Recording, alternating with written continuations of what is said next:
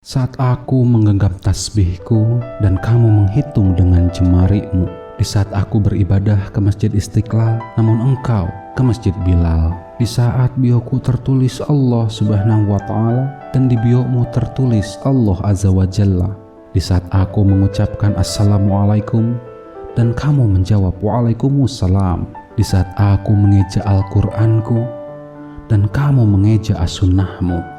Umat muslim satu suara memanggil Tuhan tentang aku yang mengadahkan tangan untuk berdoa dan kamu mengaminkannya. Aku, kamu, kita, bukan Masjid Istiqlal atau Masjid Bilal yang ditakdirkan berdiri berjauhan dengan jarak jauh namun tetap Al-Fatihah. Andai saja mereka punya nyawa, apa tidak mungkin mereka saling mengingatkan kita dan memperingati kita dengan azan yang selalu berkumandang dari masjid satu dengan masjid yang lainnya. Terima kasih. Assalamualaikum warahmatullahi wabarakatuh. Selamat datang di Mu'alaf Channel. Di sini Anda bisa melihat dan menilai mana yang hak dan mana yang batil.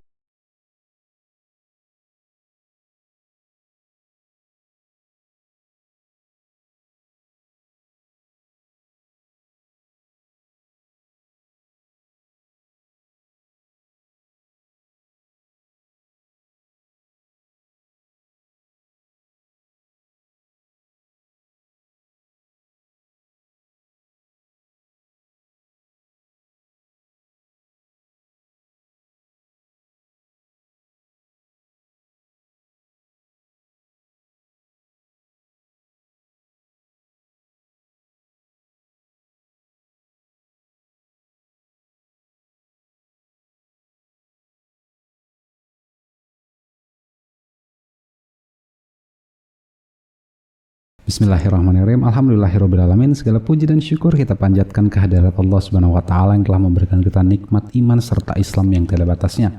Tidak lupa juga salawat serta salam semoga tercurahkan kepada Nabi kita, junjungan kita, suri tauladan kita, Nabi Muhammad Sallallahu Alaihi Wasallam.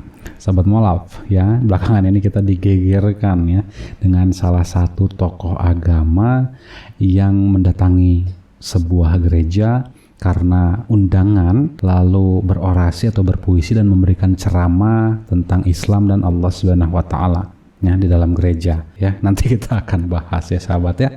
Tapi sebelum lanjut, silakan bagi sahabat Mu'alaf yang baru bergabung untuk mengklik tombol subscribe-nya, nyalakan notifikasinya, dan jangan lupa kalau suka videonya dan bermanfaat silakan share sebanyak-banyaknya, insyaallah jadi amal jariah untuk kita semua. Amin ya Allah ya rabbal alamin.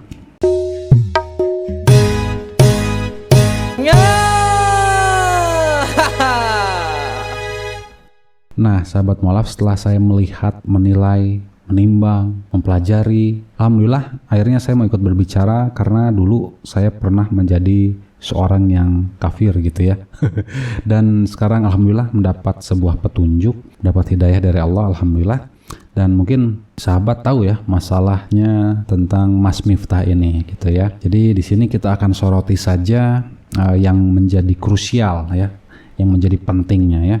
Dan insya Allah ini kita akan bahas tentang masalah gereja dan salibnya, karena ini yang menjadi perbincangan lah ya. Ini Masya Allah luar biasa. Saya gitu ya sebagai mu'alaf atau muhtadin, alhamdulillah meninggalkan simbol-simbol atau sifat-sifat kekufuran. Bahkan yang sudah mu'alaf aja gak ada yang masuk gereja lagi kecuali murtad ya, murtad lagi gitu.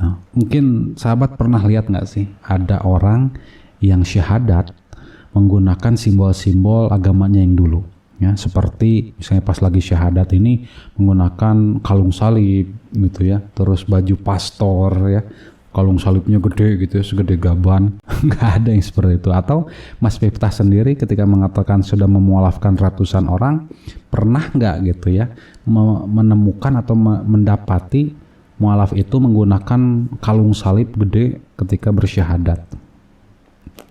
Saya rasa tidak ada yang seperti itu ya. Bahkan tidak pernah ada gitu ya ketika mereka syahadat masih menggunakan atribut-atribut kekristenan atau agama-agama yang lain. Atau pernah lihat nggak orang Yahudi ya yang menjadikan salib ini sebagai satu simbol perjuangan Nabi Isa Al-Masih atau Yesus Kristus, sehingga salib itu dipeluk gitu ya. Atau sahabat pernah lihat nih di belakang saya ini ya, di belakang saya ada sebuah video bahwa orang Yahudi atau penjaga tembok ratapan ketika melihat ada orang Kristen yang memakai kalung salib disuruh dibuka ya, suruh dilepas, masukin ke kotak ini. Atau tahu nggak, sahabat Rasulullah SAW demi tegaknya agama Islam, menjaga akidahnya, disalib oleh orang-orang kafir, mati syahid sahabat-sahabatnya.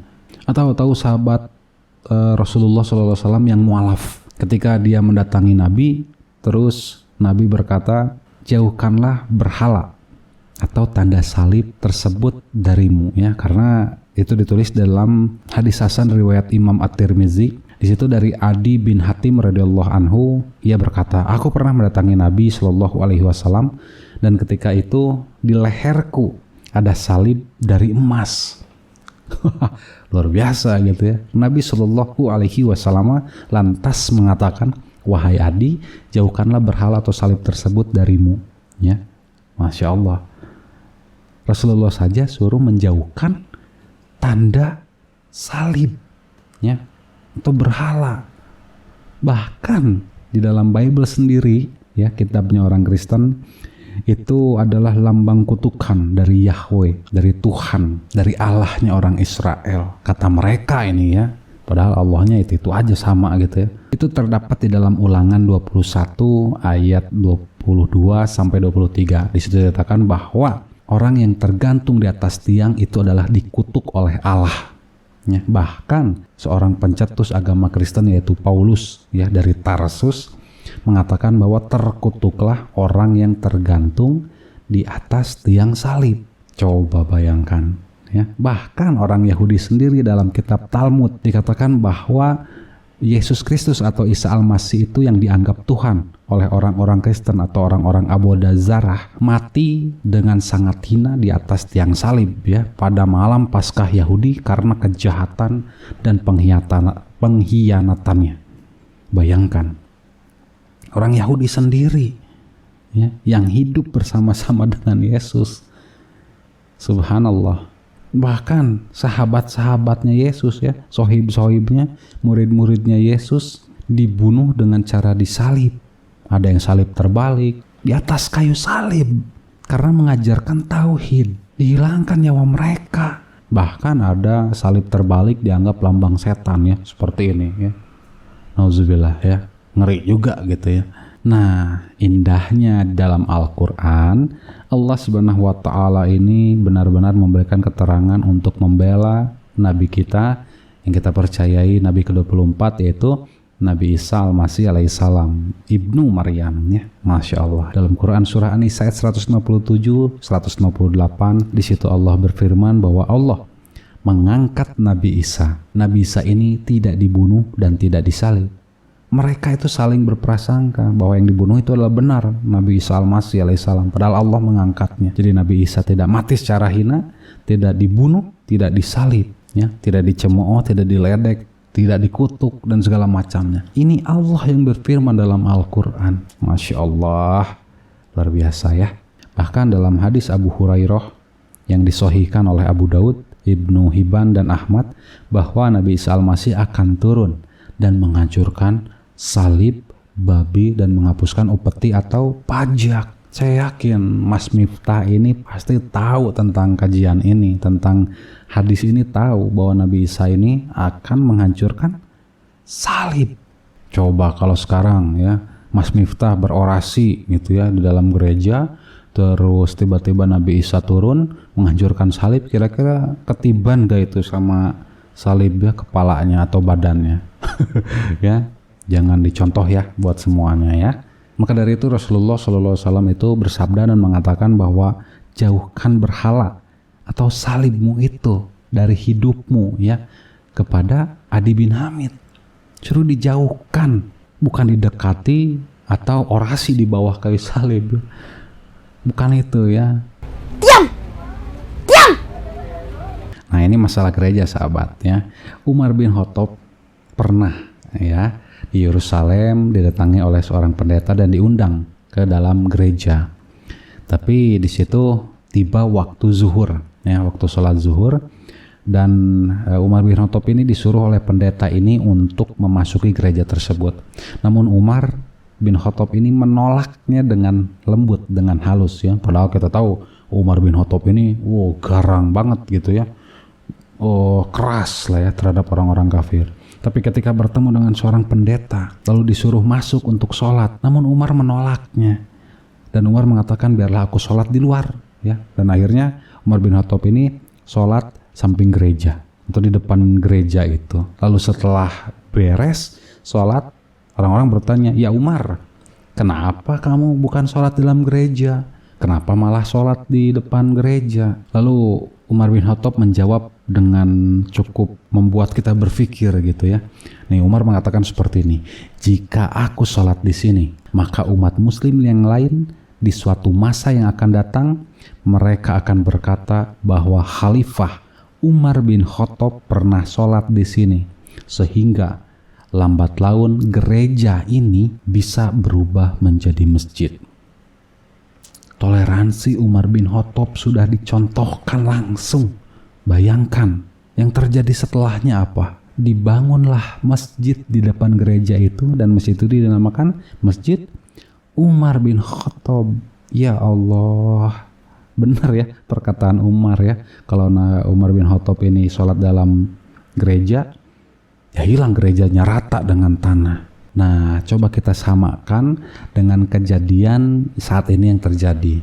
Ya, ketika ada seorang tokoh agama yang diidolakan, ya, yang menjadi public figure, ya, mendatangi gereja dan berceramah serta memenuhi undangan untuk berorasi atau puisi tentang Allah, Islam, menyamakan Yesus, meskipun tidak secara eksplisit tapi terkandung dalam bahasanya. Ini sudah sangat-sangat jauh ya, tidak patut dicontoh lah ya. Toleransi itu bukan seperti itu ya. Toleransi itu cukup menjaga ketenangan mereka dalam beribadah. Kan bisa ditolak gitu ya, atau bisalah gerejanya undang pendeta-pendeta yang ternama gitu kayak ya, pendeta Gilbert kayak Stephen Tong kayak pendeta Erastus Subandono dan pendeta-pendeta yang lainnya gitu ya, atau Paul Zhang kayak diundang ke situ. Paul Zhang aja sendiri berbicara dalam channelnya, kenapa nggak saya yang diundang gitu ya. Amplopnya tebel katanya ya. Ini Paul Zhang gitu ya, kenapa nggak diundang? Kalau Anies Baswedan itu beda ya, itu pemerintah, gubernur ya. Beda kelasnya. Ini kan tokoh agama yang menjauhi hal-hal yang makruh, yang mendekati haram itu pasti ulama, tokoh agama itu pasti menjauhi. Nah, kebayang ada, mohon maaf gitu ya, ada teman-teman kita yang Kristen, pemuda-pemudi Kristen ini atau pendeta lah ya, datang ke masjid terus berbicara tentang Yesus Kristus, Isa Al-Masih alaihissalam, terus berorasi, memberikan puisi. Terus ketika ditanya, kenapa kamu lakukan ini? Lah, orang udah ada kok di gereja kami, seorang ustadz, seorang tokoh agama berorasi juga tentang Allah Subhanahu wa Ta'ala. Contohnya seperti itu. Yang terjadi apa? Ya, pecah, keles. Toleransi tidak terjaga, terpecah-pecah ini umat. Betul nggak? Atau ya, kejadian yang sama kayak Umar. Ketika orang-orang Islam, mohon maaf nih ya, orang-orang Islam datang ke gereja membawa membawa tampolin atau apa buat qasidahan gitu ya, terus sholawatan di dalam gereja ya, dan ini diperbolehkan katanya untuk menjaga toleransi, dan bahkan ustadznya berorasi, menggebu-gebu gitu ya, memberikan sebuah puisi. Terus tiba-tiba suatu waktu ada pemuda-pemudi Kristen datang ke masjid, membawa gitar, membawa drum ya, membawa piano, dan nyanyi di dalam masjid memuji Tuhan Yesus, katanya seperti itu. Terus kira-kira yang terjadi apa? Dan alasan mereka apa? Pasti sama ya, karena ada umat Islam yang sama pernah bersolawatan ya, mengaji di gereja kami, dan kami pun ingin seperti mereka untuk menjaga toleransi umat beragama sehingga kami bisa memuji, memuliakan nama Yesus di dalam masjid. Kepikiran nggak sampai situ sih? Ini yang harus kita perhatikan, ini yang harus kita hindari, Ini jadi pelajaran buat kita sahabat ya. Kita ini rakyat biasa gitu ya. Saya rakyat jelata gitu ya, yang mencoba gitu ya, terus berjuang ya demi tegaknya agama Islam. Karena hadiah dari Allah yang tidak bisa ditukar dengan apapun ya, tidak bisa dibeli dengan apapun, tidak bisa ditukar oleh amplop ya, coklat tebal, tidak bisa ditukar dengan amplop putih berisi tulisan rekening bank. Nggak bisa ditukar seperti itu akidah kita ya. Dalam Quran surah Al-Baqarah ayat 42, di situ Allah sangat jelas berfirman, A'udzubillahi minasyaitonirrajim, bismillahirrahmanirrahim, walattabisul haqqo bil batili wa taqtumul haqqo wa antum ta'lamun. Shadaqallahul azim. Yang artinya, dan janganlah kamu campur adukan yang hak dan yang batil, dan janganlah kamu sembunyikan yang hak itu sedangkan kamu mengetahuinya. Ini adalah sebuah kebenaran yang harus diungkapkan kepada publik, bahwa umat muslim itu tidak seperti itu ya, tidak mudah mendatangi beberapa tempat-tempat ibadah orang lain, karena kita menjaga adab, akhlak, toleransi untuk saling menjaga akidah kita masing-masing. Dan ada satu hal lagi sahabat mu'alaf, ini untuk kita ya, untuk kita pribadi, untuk kita sebagai umat muslim harus benar-benar mengingat akan firman Allah yang satu ini ya. Meskipun semuanya penting, tapi ini satu yang mungkin menjadi patokan kita. Dalam Quran surah Al-Baqarah ayat 120, Allah Subhanahu wa taala berfirman yang artinya, orang-orang Yahudi dan Nasrani tidak akan senang kepada kamu ya, hingga kamu mengikuti milah mereka atau agama mereka. Katakanlah, sesungguhnya petunjuk Allah itu petunjuk yang benar, dan sesungguhnya jika kamu mengikuti kemauan mereka setelah pengetahuan datang kepadamu, maka Allah tidak lagi menjadi pelindung dan penolong bagimu ya. Semoga ini semua menjadi pelajaran penting bagi kehidupan kita untuk menjaga toleransi antar umat beragama dengan cara tidak mengikuti milah mereka atau peribadatan mereka, dan semoga kita semua selalu diberikan hidayah oleh Allah Subhanahu wa taala dan diberikan syafaat di yaumil akhir oleh baginda Rasulullah Muhammad sallallahu alaihi wasallam. Amin Allahumma amin. Terima kasih atas perhatiannya. Wassalamualaikum warahmatullahi wabarakatuh. Fabi ayyi ala irobikuma tukaziban.